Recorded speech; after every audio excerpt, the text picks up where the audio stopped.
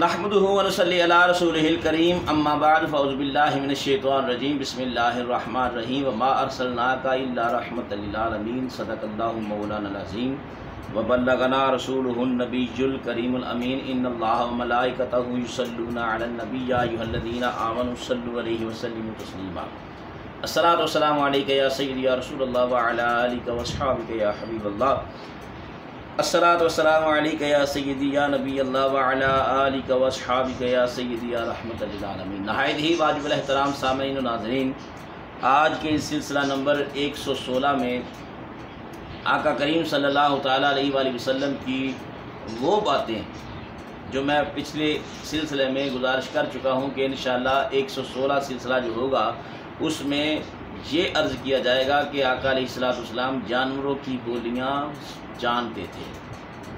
اپنی گفتگو شروع کرنے سے پہلے گزارش کروں گا جن دوستوں نے ہمارا چینل ابھی تک سبسکرائب نہیں کیا وہ ہمارے چینل کو سبسکرائب کریں اور بیل آئیکن کو دبائیں تاکہ آنے والا ہر پروگرام جو ہے اس کا نوٹیفیکیشن سب سے پہلے آپ کو میسر ہو۔ یہ سرکار کی پیاری پیاری میٹھی میٹھی باتیں ہیں اور انشاءاللہ العزیز ہم باتیں یہ کرتے رہیں گے، یہ پیاری پیاری باتیں کرتے رہیں گے۔ رمضان المبارک کا پیارا پیارا رحمت والا مغفرت والا بخشش والا مہینہ ہے۔ اس مہینے میں سرکار دو عالم صلی اللہ علیہ وآلہ وسلم کی جو باتیں ہم کریں گے انشاءاللہ العزیز میرا کامل یقین ہے کہ اللہ رب العزت اس کی برکت سے ہمارے گناہوں کو معافی فرمائے گا اور ہمیں یہ رمضان المبارک اور سرکار دو عالم صلی اللہ علیہ وآلہ وسلم کی محبت کے فیوز و برکات بھی عطا فرمائے گا۔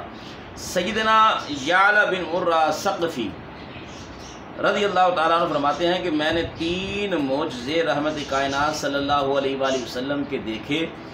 ایک یہ کہ ہم رسول اللہ صلی اللہ علیہ وسلم کے ساتھ جا رہے تھے، آپ فرماتے ہیں کہ اچانک ایک اونٹ جس پر پانی لایا جاتا تھا وہ گزرا اور جب اس نے اللہ تعالیٰ کے پیارے حبیب علیہ الصلوۃ والسلام کو دیکھا تو اس نے ایک آواز نکالی۔ یہ آواز سن کر رحمت دو عالم صلی اللہ تعالیٰ علیہ وآلہ وسلم ٹھہر گئے۔ اس اونٹ نے میرے آقا کو دیکھا اور آواز دی، کچھ بولا، وہ اونٹ بولا تو میرے آقا علیہ السلام ٹھہر گئے۔ تو فرمایا اس کا مالک کہاں ہے؟ آقا کریم علیہ السلام فرماتے ہیں اس کا مالک کہاں ہے؟ مالک حاضر ہو گیا۔ تو رحمت کائنات صلی اللہ علیہ وآلہ وسلم نے فرمایا یہ اونٹ میرے ہاتھ فروخت کر دے۔ یہ سن کر اس مالک نے عرض کیا حضور ہم بغیر قیمت کے آپ کو پیش کر دیتے ہیں، یہ تحفہ آپ سمجھ لیجئے۔ لیکن یہ ایک ایسے گھرانے کا اونٹ ہے جن کا کاروبار یہی اونٹ ہے، اس کے علاوہ کوئی ذریعہ معاش نہیں ہے۔ اس پر محنت مزدوری کر کے پانی لا کر گزارا کرتے ہیں۔ اس پر والی کونین صلی اللہ تعالیٰ علیہ وآلہ وسلم نے ارشاد فرمایا جو تو نے کہا ہے درست ہے، لیکن اس اونٹ نے میرے دربار میں شکایت کی ہے کہ میرا مالک مجھ سے کام زیادہ لیتا ہے اور چارہ کم کھلاتا ہے، لے جا اس کو اور آئندہ ایسا مت کرو۔ پھر ہم آگے گئے اور ایک جگہ سرکار دو عالم صلی اللہ علیہ وآلہ وسلم نے آرام فرمایا تو ہم نے کیا دیکھا کہ ایک درخت زمین کو چیرتا دوڑتا آ رہا ہے۔ وہ حاضر ہوا اور اس نے اپنی ٹہنیاں اور پتے حبیب ذوالجلال صلی اللہ علیہ وسلم پر جھکا دیے۔ تھوڑی دیر بعد وہ درخت واپس ہوا اور اپنی جگہ جا کر کھڑا ہو گیا۔ اور جب آقا دو جہاں صلی اللہ علیہ وسلم بیدار ہوئے اور ہم نے درخت والا واقعہ بیان کیا تو حضور علیہ السلام نے ارشاد فرمایا اس درخت نے اپنے پروردگار سے اجازت مانگی تھی کہ میں تیرے حبیب حضور علیہ السلام کی خدمت میں حاضر ہو کر سلام عرض کرنا چاہتا ہوں، اور اس کو اجازت مل گئی تھی اور یہ مجھے سلام کرنے آیا تھا۔ پھر ہم آگے چلے اور ایک پانی پر سے گزرے تو ایک عورت ایک دیوانے بچے کو لے کر حاضر ہوئی اور ماجرا عرض کیا۔ رحمت کائنات صلی اللہ علیہ وآلہ وسلم نے اس بچے کا نتنا پکڑ کر فرمایا اے بلال نکل جا، میں اللہ تعالیٰ کا رسول ہوں، میرا نام محمد صلی اللہ علیہ وآلہ وسلم ہے۔ اور ہم آگے چلے گئے اور جب واپس لوٹے تو وہ عورت حاضر ہوئی اور اس سے رسول اللہ صلی اللہ علیہ وسلم نے بچے کے متعلق پوچھا تو عورت بولی قسم ہے مجھے اس ذات کی جس نے آپ کو رسول برحق بنا کر بھیجا ہے آپ کے تشریف لے جانے کے بعد اس کو کوئی کسی قسم کی تکلیف نہیں ہوئی۔ سبحان اللہ۔ سرکار نے صرف اتنا فرمایا کہ اے بلا نکل جا، میں اللہ کا رسول ہوں، محمد میرا نام ہے صلی اللہ علیہ وآلہ وسلم۔ تو وہ عورت بتاتی ہے کہ اس کے بعد میرے اس بچے کو کسی قسم کی کوئی تکلیف نہیں ہوئی۔ جانے دو عالم صلی اللہ علیہ وسلم نے بنی ہوئی بکری سے بات کی۔ سبحان اللہ، سبحان اللہ۔ یہ دیکھیے اتنے پیارے واقعات ہیں، اتنی پیاری شان ہے میرے آقا کی کہ جتنا بھی پڑھتے جائیں، سنتے جائیں، دل کرتا ہے پڑھنے والا پڑھتا جائے، سننے والا دل کرتا ہے سنتا جائے، زندگی گزر جائے اور یہ باتیں سنتے رہیں۔ یہ اتنی پیاری باتیں ہیں۔ یہودیوں نے بکری میں زہر ملا کر بھون کر نبی کریم صلی اللہ علیہ وآلہ وسلم کی خدمت میں پیش کر دی۔ سرکار نے اس یہودیہ عورت کو بلا کر پوچھا کہ تو نے اس بکری میں زہر ملایا ہے؟ وہ بولی آپ کو کس نے بتایا ہے؟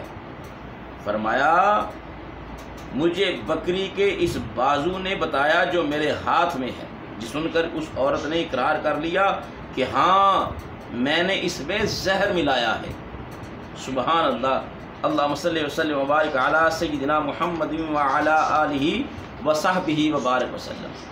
دیکھیے وہ یہودیہ عورت نے اس گوشت میں زہر ملایا تھا جو بکری کا گوشت تھا۔ تو آقا علیہ السلام روایت میں آتا ہے کہ آقا علیہ السلام نے وہ نوالا جب اپنی منہ مبارک کے قریب کیا نا تو وہ بکری کے گوشت میں سے آواز آئی، اے اللہ کے پیارے حبیب مجھے نہ کھائیے۔ فرمایا کیوں نہ کھاؤں؟ اس نے عرض کی کہ اس عورت نے آپ کے بغض میں مجھ میں زہر ملا دیا ہے۔ تو آقا علیہ السلام نے فرمایا تو نے زہر ملایا تھا؟ وہ کہنے لگی آپ کو کس نے بتایا؟ فرمایا یہ جو گوشت ہے، جو بکری ہے، یہ اس کا گوشت پکار پکار کر مجھے بتا رہا ہے کہ مجھ میں زہر ملایا گیا ہے۔ پھر وہ مان بھی گئی۔ امت کے والی صلی اللہ علیہ وسلم قبروں کے اندر جو کچھ ہوتا ہے وہ بھی سن لیتے ہیں۔ حضرت سیدنا ابو ایوب رضی اللہ تعالیٰ عنہ نے فرمایا رسول اکرم صلی اللہ تعالیٰ علیہ وآلہ وسلم باہر نکلے، حالانکہ سورج غروب ہو چکا تھا۔ اچانک ایک آواز سنی تو فرمایا یہ یہودیوں کے عذاب کی ہے، جو ان یہودیوں کو ان کی قبروں میں عذاب ہو رہا ہے۔ اللہ اکبر کبیرہ۔ فرمایا یہ یہودیوں کے عذاب کی آواز ہے۔ مغرب کی وقت گزر چکا تھا، جو عصر کے بعد سورج غروب ہوتا ہے تو شام شروع ہو جاتی ہے۔ تو فرمایا کہ آواز آئی تو میرے آقا نے فرمایا یہودیوں کے قبروں سے عذاب کی آواز آ رہی ہے۔ اللہم صلی وسلم وبارک علی النبی الکریم رحمۃ للعالمین وعلی آلہ واصحابہ اجمعین۔ سید العالمین صلی اللہ علیہ وسلم شجر و حجر کی باتیں بھی سن لیتے تھے، بلکہ حضور علیہ السلام کے وسیلے سے دوسرے بھی سن لیتے تھے۔ سیدنا مولا علی شیر خدا رضی اللہ تعالیٰ عنہ نے فرمایا میں اپنے آقا کریم صلی اللہ تعالیٰ علیہ وآلہ وسلم کے ساتھ باہر نکلا اور جب جنگل میں پہنچے تو جو پتھر یا درخت سامنے آتا وہ پڑھتا السلام علیکہ یا رسول اللہ صلی اللہ علیہ وآلہ وسلم۔ یہ سنن دارمی میں، جامع ترمذی میں اور مشکاۃ شریف میں، المستدرک میں یہ روایت موجود ہے۔ اور سیرت حلبیہ میں یوں ہے کہ ہر درخت اور پتھر یوں پڑھتا الصلاۃ والسلام علیکہ یا رسول اللہ۔ سبحان اللہ، سبحان اللہ۔ یہ سیرت حلبیہ والے لکھتے ہیں، یہ ہمارے پاس موجود ہے۔ سیرت حلبیہ والے لکھتے ہیں کہ وہ پتھر، وہ درخت جو درود و سلام پڑھتے تھے وہ یہ تھا الصلاۃ والسلام علیکہ یا رسول اللہ وعلی آلک واصحابک یا سیدی یا حبیب اللہ۔ آقا علیہ الصلاۃ والسلام فرش زمین پر جلوہ گر ہیں اور ساتوں آسمانوں کی آوازیں سن لیتے ہیں۔ سیدنا حکیم بن حزام صحابی رضی اللہ تعالیٰ عنہ فرمایا کہ ایک دن ہم بیٹھے تھے کہ شاہ کونین صلی اللہ علیہ وآلہ وسلم نے فرمایا اے میرے صحابہ کیا تم سن رہے ہو جو میں سن رہا ہوں؟ صحابہ کرام رضی اللہ تعالیٰ عنہ نے عرض کیا یا رسول اللہ صلی اللہ علیہ وسلم ہم تو کچھ نہیں سن رہے۔ فرمایا میں آسمان کی آوازیں سن رہا ہوں۔ سبحان اللہ، سبحان اللہ۔ میرے آقا کریم صلی اللہ تعالیٰ علیہ وآلہ وسلم آسمان کی آوازیں سنتے ہیں۔ علامہ زرقانی رحمۃ اللہ علیہ نے فرمایا آسمان سے مراد صرف ایک آسمان نہیں ہے بلکہ 7 آسمانوں کی آوازیں سنتا ہے۔ فرمایا میرے آقا کو اللہ نے اتنی صلاحیت عطا کی تھی کہ وہ آقا علیہ الصلوۃ والسلام 7 آسمانوں کی آوازوں کو سماعت فرماتے ہیں۔ اور دوسری حدیث پاک میں ہے کہ سابقہ ابواب میں بھی مذکور ہوئی، فرمایا رحمت دو عالم صلی اللہ علیہ وآلہ وسلم نے ارشاد فرمایا انی ارا ما لا ترون و اسمع ما لا تسمعون، اے میرے صحابہ میں وہ کچھ دیکھتا ہوں جو تم نہیں دیکھ سکتے اور میں وہ کچھ سنتا ہوں جو تم نہیں سن سکتے۔ سبحان اللہ، سبحان اللہ۔ آقا کریم صلی اللہ تعالی علیہ وآلہ وسلم نے ارشاد فرمایا میں وہ سنتا ہوں جو تم نہیں سن سکتے۔ اس پر بعض نے کہا کہ اس دیکھنے سے مراد صرف علم ہے نہ کہ آنکھ سے دیکھنا۔ اس بات کا رد کرتے ہوئے علامہ عبد الباقی زرقانی رحمۃ اللہ علیہ نے تنبیہ فرمائی کہ اس سے مراد صرف علم نہیں بلکہ آنکھ مبارک سے دیکھنا ہے۔ فرمایا وَهَذِهِ كُلُّهَا مَحْمُولَةٌ عَلَى رُؤْيَةِ الْعَيْنِ وَهُوَ قَوْلُ ابْنِ حنبل وغیرہ، یعنی یہ دیکھنا آنکھ مبارک سے دیکھنا ہے اور یہ قول امام احمد بن حنبل اور دیگر حضرات کا ہے۔